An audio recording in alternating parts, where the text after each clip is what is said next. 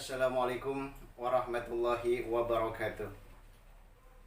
Alhamdulillahi rabbil alamin. Wassalatu wassalamu ala ashrafil anbiya'i wal mursalin wa ala alihi wa sahbihi ajma'in. Amma ba'da. Ma'asyiral muslimin, sahabat imani yang dimuliakan Allah Subhanahu wa taala. Bertemu kembali pada saya di channel Aan Subhan. Jangan lupa subscribe, like, and share agar lebih berjariah pahala. Di dalam kisah 1001 malam, seorang Abu Nawas atau Abu Nuwas ketika berjalan di tengah pasar sambil melihat ke dalam topinya, ia berkata, "Aku melihat ada barisan bidadari dan surga." Lalu orang-orang di pasar kaget dan penasaran. "Apa yang kau lihat, Abu Nawas?" Sambil tersenyum-senyum, Abu Nawas menjawab, "Aku melihat ada barisan bidadari dan surga." Coba kamu lihat.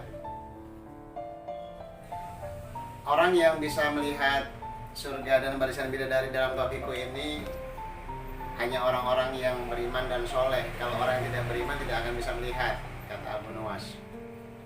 Lalu orang-orang bergantian melihat ke dalam topi. Sambil melihat terbungang-bungang, iya, mereka tidak melihat apa-apa. Tapi ada juga yang berbohong. "Oh iya betul, aku melihat di dalam topimu ada surga dan ada barisan bidadari." Pada suatu ketika terdengarlah berita ini sampai kepada sang raja.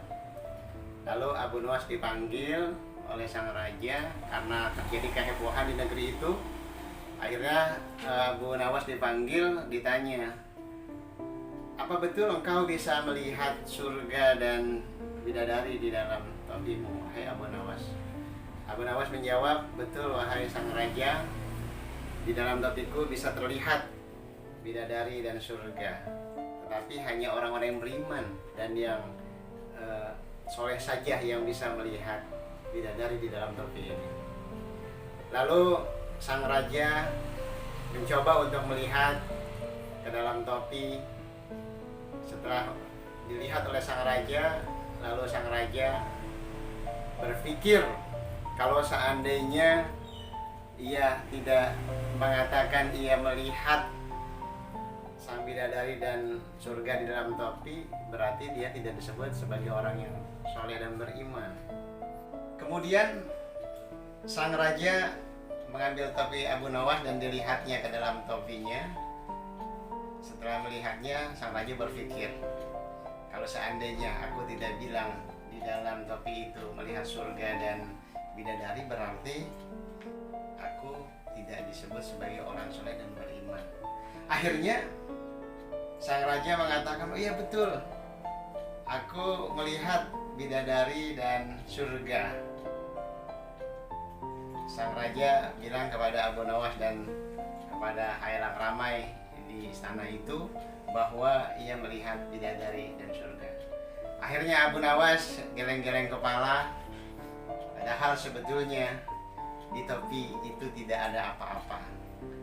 Dia tidak melihat apa-apa, hanya ingin menguji seberapa besar, seberapa jauh kejujuran orang-orang di sekitarnya dan pemimpin di wilayahnya atau di negeri itu.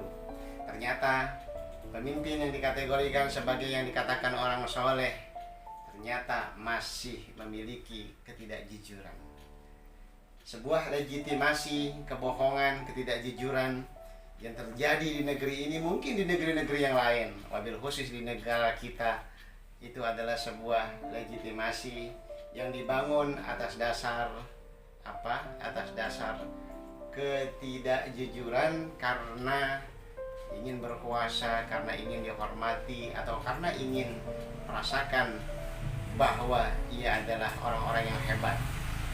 Dari kisah atau riwayat Abu Nawas ini kita bisa mengambil sebuah iktibar atau hikmah di balik kisah ini, bahwa kebohongan-kebohongan yang dilegitimasi oleh kekuasaan, yang dilegitimasi oleh sebuah khayalak ramai atau di media sosial misalkan, itu akan menjadi sebuah upaya untuk mengkerdilkan nilai-nilai kejujuran. Contoh kecil yang tadi, masyarakat ketika melihat ke dalam topi padahal tidak melihat, ia berkata bahwa ia melihat surga dan bidadari, ternyata itu kebohongan yang belaka. Begitupun di dalam kehidupan ini,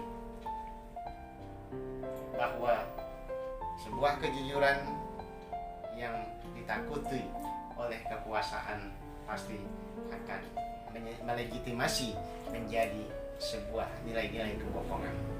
Maka jujurlah di dalam bersikap, bertindak, berperilaku, dan hidup bermasyarakat, bahkan hidup bernegara. Maka dari itu sahabat imani, tidak ada kata yang pantas di dalam sebuah pengabdian kita sebagai hamba-hamba Allah yang abdan syakura, bahwa kejujuran adalah permata indah yang wajib kita tebarkan di bumi persada pertiwi ini.